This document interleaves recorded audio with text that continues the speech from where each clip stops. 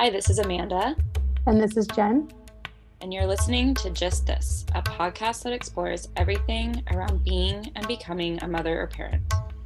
We're excited to have you join us as we dive into the practical details as well as the unseen energetics on topics that span from preconception to years after birth.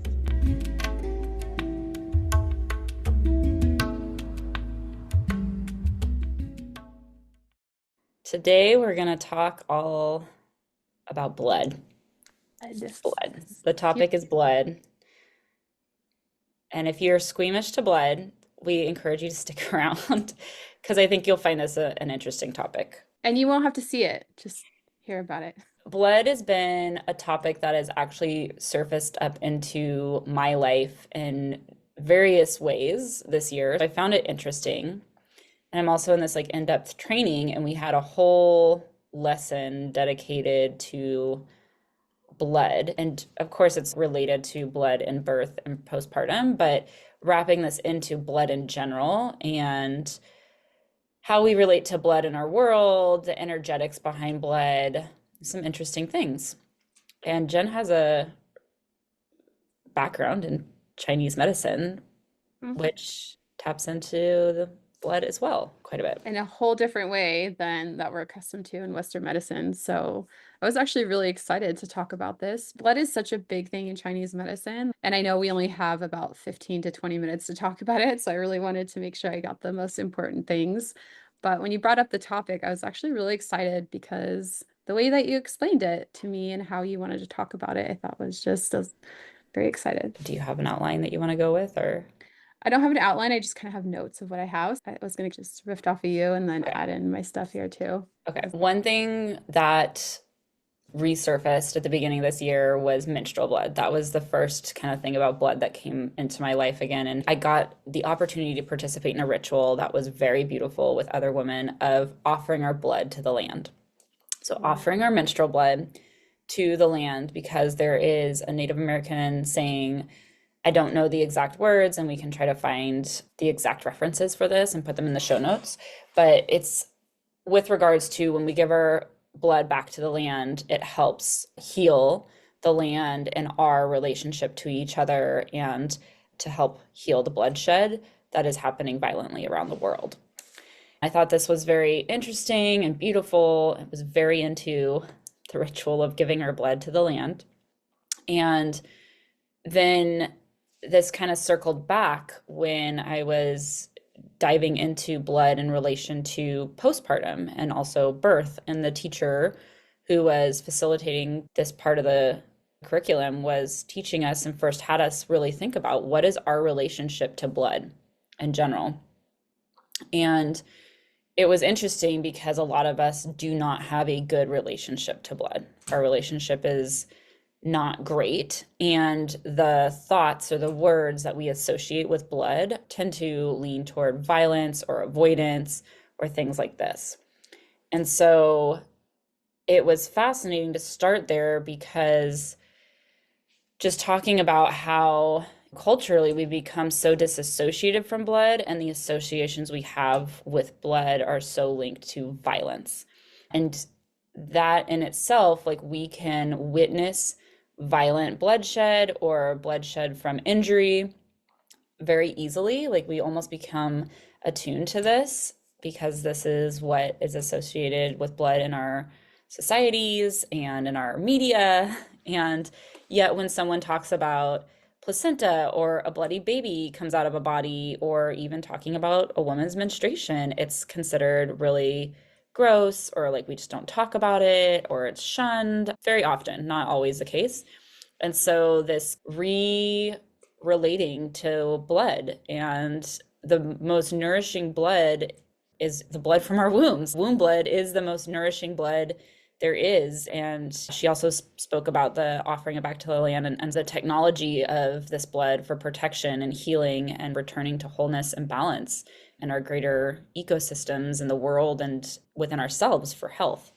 Just all very interesting things. I'll let you take it from there. It's funny that you said about the ritual of offering to the land, because I remember I don't know, maybe 10 years back or so, I read somewhere that you could offer your menstrual blood to the plants in your house.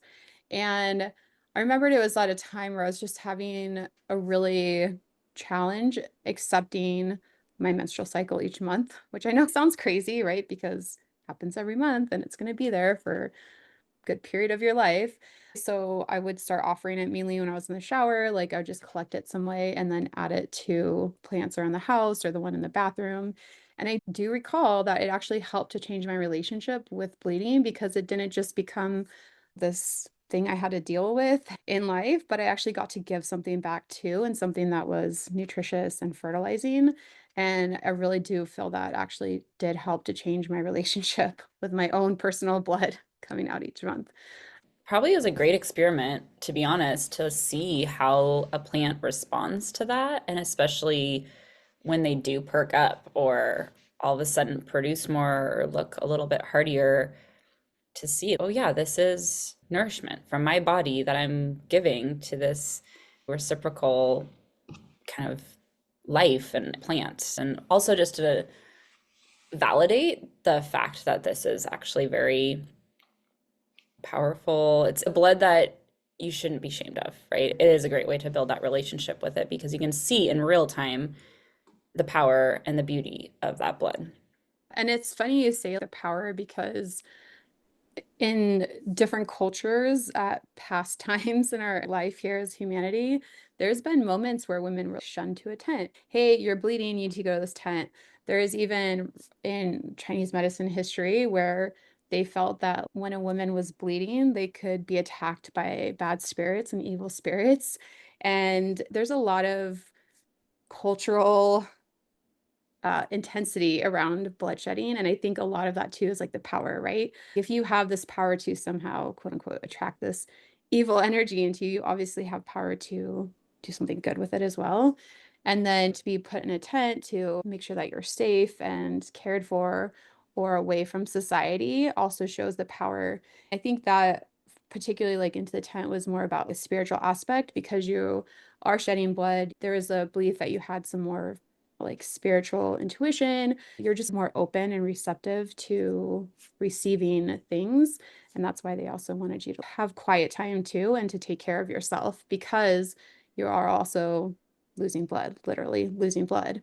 Mm. And in Chinese medicine, losing blood is not seen as a great thing. They see it as something that can be depleting. And so that's why they recommend herbs and more warmth and taking it easy and all those other things too. Especially around birth. This can be applied around monthly menstruation, but Mhm. obviously birth and postpartum, there is a huge amount of blood that is given during these times, Yes. given back to the baby, to the earth. We also have a podcast episode about placentas, and we talk about offering your placenta to the earth if you choose not to consume it. And that's a beautiful practice. So we'll link to that episode as well. But there's a lot of ways you can honor yourself in knowing what are some ways that I can balance this energy, right, that's leaving. And I think this it comes back to it's like, okay, if people are put in a tent for the month, right, the period that they have each month, obviously when you're having 10 times or more the blood loss after a birth, if you relate to that, okay, we're supposed to take this time, be slow, be quiet, be restorative, like all these activities to build back the strength, to build back the chi, right? Is that what it is in acupuncture Yeah. and Chinese medicine? And Yep. really honoring that it can be easier when we see this a whole picture versus like Mhm. we're supposed to be quiet and slow. It shows us why this is part of what we're doing is like we're building back this chi that was completely blown out of our body for this creation, and now it's time to build that back up. Correct. That's correct. Qi is part of the blood in Chinese medicine, and that part of that qi can be built up.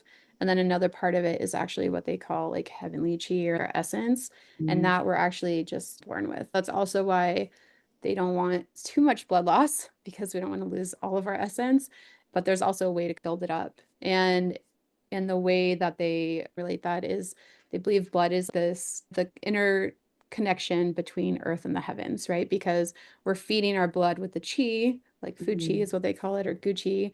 And then also the heavenly chi, which is our essence and what we're born with, is one thing. And so we're between the heavens and earth of it. Does that make sense? We're building our blood to reconnect to the heavenly chi. Is that kind of what? In Chinese medicine, they believe blood is made up of qi, which like your food qi, and then also like your heavenly qi, so your essence. The essence or the heavenly qi is the qi that you were born with. So it's just what you came here, like you were born with blue eyes and blonde hair or whatever, right? That's the essence of our blood. So the blood, the heavenly essence of blood has always been there. And then we have different parts to the blood, which we can add to it, which is like through the food qi, which is nutrients, right? Like you can give yourself intake iron, and iron's going to increase nutrients in your blood. That's like where the food chi comes in. So, the way that Chinese medicine looks at blood is this idea of the human body and the interconnectedness to the cosmos because it's like from both. So what are the recommendations as we, yeah, bleed monthly or as we're losing blood through pregnancy or through, yeah, birth Through and postpartum. postpartum? So a lot of that, we've covered that definitely in some podcasts about the postpartum period and really ensuring that in the food essence that we are making sure that we eat healthy foods, right? Foods that are warming, foods that support the blood, those type of things. Then I can go through those again. We also want to be aware that because we're losing technically our essence, a part of our essence, we also need to match that with relaxation and taking things easy and not pushing too hard, right? For instance, we're not going to go run a marathon 3 days after birth because we're losing so much chi and blood that we need to refuel up. I'm a little confused too because it sounds like it's like you're born with this essence, which is part of the chi, so it's limit the amount we're bleeding, right? But then I'm like, how does that work into when we bleed monthly or So this is also why they believe that women age faster than men because we do bleed monthly for a period of time. And we tend to age faster because we're losing our essence, right? Or part of our essence. It's not necessarily a bad thing because it's normal, but we also have to acknowledge that we're losing part of this as we bleed. And so we want to make sure that we're protecting ourselves in that way through not overdoing it. Again, maybe not the best idea to go run a marathon when we're menstruating because it's going to be really taking a lot from us on top of what we're putting out. I'm So, curious though, yeah. trying to figure this out too, because usually real heavy athletes don't bleed. That stress on the body is maintaining your essence. You know what I mean? Like, I'm a little confused here with like how that. You could see it as maintaining an essence. We don't want to get rid of more because we're already putting so much of it out. We're already giving so much that we're going to keep in what we can to really support ourselves and the Mm. blood. There's lots of relationships in the blood. It's actually really fascinating from a Chinese medical perspective because we're not looking at the physical properties of blood, like, oh, this is the nutrients that are in it. They have the relationship to the family. In Western medicine, you can think of it like genes, right? So our family is very inclined in our blood, like our bloodline family, right? The literal words of that is the literal words in Chinese medicine. So it carries that essence in us. It's like crying or sweat. In Chinese medicine, it's not great to sweat a bunch, but we know it's going to happen and it's physiological normal. The problem with trying to think about blood in a Western sense is that we just have to forget about that and just understand that there's a component of blood that comes and that's the essence of who we are. They call it the spirit, the Shen. The spirit is part of the blood. It makes us alive. And so there's that will always be carried within us. Like the essence is always carried in our blood, right? It's like what we Mm. came with. And then we're also always adding or depleting it through our food and chi and all that. Does that make Yeah, more sense? I kind of get it. I'm curious too, is there an element of where we can add to it or deplete it through energetics as well, not just like physical energy or obviously physical food that we're intaking, but is there a belief that the energetics can affect the, I guess, So yeah, essence the of the blood? heavenly essence or the heavenly essence, that is something that actually can't be in Chinese medicine. There's not much that you can do about that. It's what you came with. Again, your eyes are a certain color. Maybe there's some pills out there that can change it. I don't know. It's like what you came with. You can't really add to your heavenly essence. It's like coming into the world with a certain medical condition that's just like lifelong, right? It's like Mhm. it's what you have. Do So, they believe, though, energetics can change blood at all? Another thing that came up in this training is the different disassociations from blood and our relation to blood and how that plays into the depletion that we see and how depleted the blood is and how that relates to personally and culturally how we relate to blood. It's more on a not nourished term, it's more on a survival or violent term, and therefore we're seeing a lot of somewhat diseases within the blood, but malnourishment within the blood. It's not at its mhm. optimal state, and how that relates potentially to the energetics of our relation to it in the world. Yes, and that's exactly it. They feel that the blood is a reflection of the connection to the earth and the heaven and the spirit and everything through it all. Then also this idea that blood is carrying throughout all of our bodies, throughout all of our organs.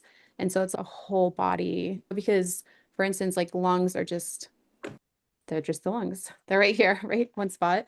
But blood is literally circulating throughout the whole body. And so it's like a bigger picture than just something that's specific.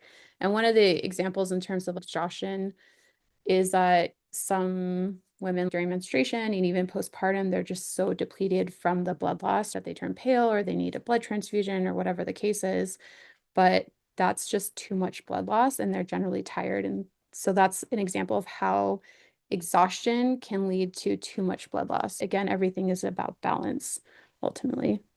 Is that making sense? Yeah, I also think it's important here to note when we're in relation with our blood, we can notice it. We can see like the different colors that the blood is and or the amounts. Like for postpartum, one big barometer is if your bleeding is not decreasing and it's increasing, you're probably overexerting your body and your body's trying to tell you we need to slow down more.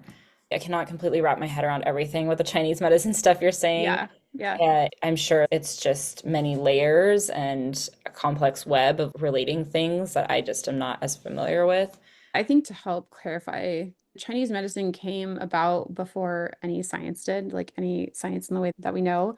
So when I think about blood and this idea of essence in blood, I really think more along the lines of genes and things like that. Things that now that when we take the blood out, we can actually see what's going on at a deeper level. And those genes are what they call pre-heavenly. They come before we have influence on them. So if you look at essence as the genes and the things that set our blood up, so to speak, or our body up, I don't know if that helps a little bit.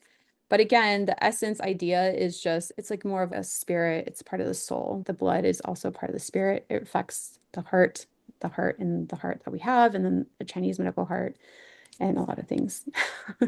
But yeah, think of essence as I would say probably more along the lines of what we'd say is genes in Western medicine. I think the bigger thing that I just have taken away from all these teachings is more of just honoring the blood and relating to it in a different way, and then really seeing blood as nourishment versus something that's related to injury or pain, death, even potentially. And how do we rewrite that? And when you are going through pregnancy, birth, and postpartum, and you do have a good relation to your blood, you have a higher chance of maintaining a better quality of blood because you're probably listening to it a little bit more and or aware of, okay, these are ways I can nourish myself and nourish this blood loss postpartum. Yeah.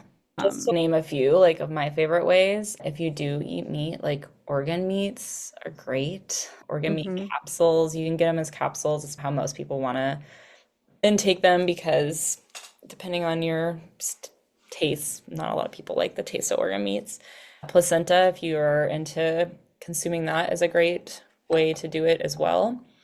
Nettles, are there any other teas that you would Nettles is a recommend? Western herb, but nettles is great, and I've heard great things about it. And I'd say the other thing too that Chinese medicine looks at and what you touched on was that they do really looking at the blood as a way of health, especially anything postpartum, pregnancy, all that, we very much look at, or preconception, we're looking at the menstrual cycle, and not just that, but the color of blood, how long you're bleeding for, the thickness of it. Is it clots? Is it purple? Is it painful? All that stuff.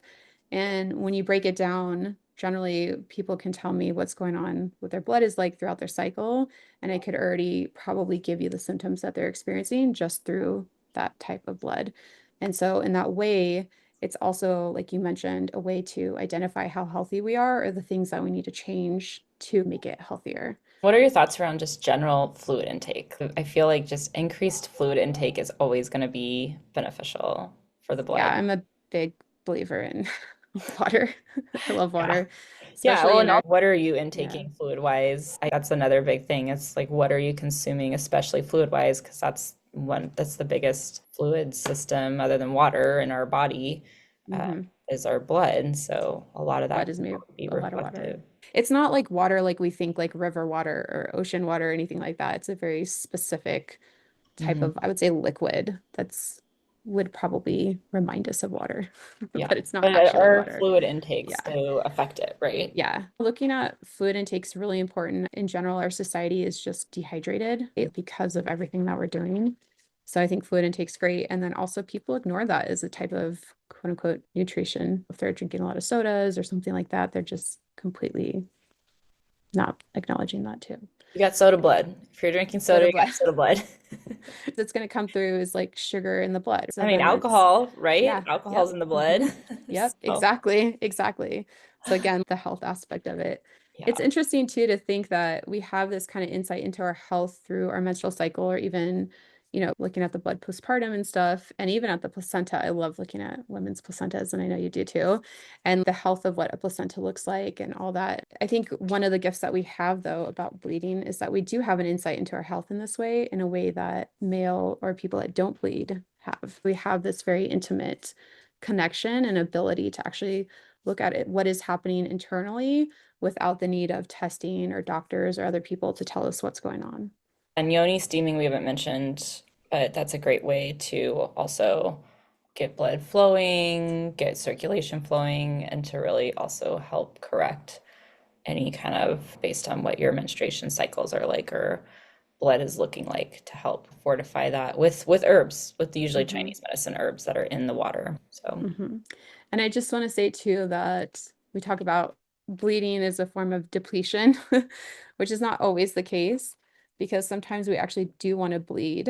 And that's actually a therapy in of itself. Again, it's not we're bleeding out liters of blood here, like in the way that we see it in violence and stuff like that. But there are treatments that we do want to actually bleed, and that actually will make the person feel better too. So I just want to put that out there, that not all blood leaving our body is a form of depletion or not good for us, because that's not true too. any final things you want to say? I think the final thing was just when I read about this idea of our blood, our physical blood, literally being this idea of a bloodline to our family. And I think that's just like a very interesting concept to actually think about too. This could go into a whole nother rabbit hole, but I've been getting a lot more into ancestry, and I never was really into it. The need to honor our ancestors in some Mhm. ways and connect to ancestors. And even if this legitimately just means like the land around you as an ancestor, but often this teacher I was learning from was saying that if we open up the allowance to connect to these bloodlines, basically, is what you're saying, these bloodlines Right. from generations past that we may have no access to, like opening and honoring that, it really has a energetic impact Hmm. in your life. And also when you start to do that work, you're affecting generations, future generations past, and ultimately all beings around us, because when we are able to connect to those lineages in a way that we can hear the guidance, we can hear the lessons, I think that is beneficial for everyone. So, Yeah.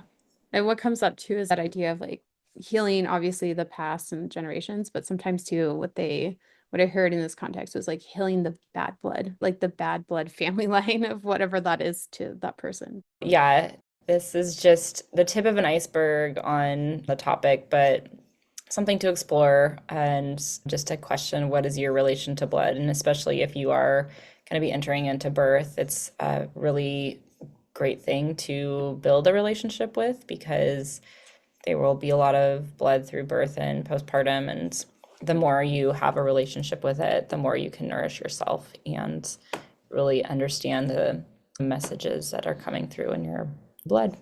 So. All right. If you have any other questions, reach out to Jen and she can help you with all your blood needs. I Good feel like, questions. yeah, she's We'll see. definitely much more versed if you want to look into your own like bloodlines and what your blood looks like. She is a professional as far as working to nourish the blood and build it up, especially pre-conception or pre-birth. So Yep. reach out to her and join our mailing list if you haven't done that. All right, we'll see you on the next episode. See you then. Hey there, amazing listeners. We just want to say a huge thank you for tuning into our convo on the Just This podcast today. We appreciate each and every one of our listeners, and your continued support means the world to us. If you enjoyed this episode and found value in it, we would be incredibly grateful if you could take a moment to leave us a review on your favorite podcast platform or share this episode with someone you think would enjoy it too. Your reviews and shares not only motivate us, but they also help others discover our show. We're also all about keeping the conversation going and hanging out with our incredible community. Head over to justthis.site, that's justhis.site, where you'll find additional resources, ways to connect with us, and join the conversation, plus some more goodies. Thank you again for being part of the Just This community. We'll be back soon. Until next time, remember to take care of yourself and embrace the wonder as you navigate this extraordinary adventure.